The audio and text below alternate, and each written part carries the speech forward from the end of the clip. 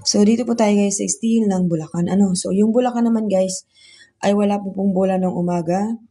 So, baka po mag-tres. So, kitang-kita si tres, no? So, tres. Tapos yung 37 guys. Alam nyo guys, yung 37, malaki yung chance dahil sa 21. So, sa pattern, magkasama po si 37, 21. Okay, so, tres, 37. So, try na lang natin guys si Gis. Tapos, 38. Okay? So, still naman po ng Marikina. So, Marikina po natin guys ay 17. Gis. 21.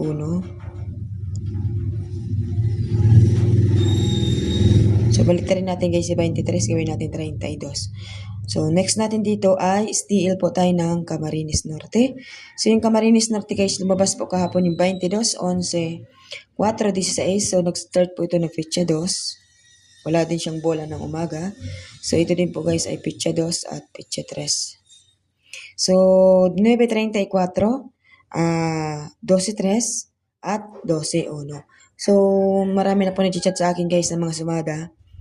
Parang kasi guys, hindi na po sila guys tumitingin sa update natin. So, lagi pa sila nakaabang na lang sa mga chat ko. Paano pag hindi ako nag-reply, di ba? So, dapat lagi kayong nakatutok sa mga post ko. Kasi magpo-post din naman ako 7, 18. So, pwede si 18. Tapos, 30. Tsaka Gis.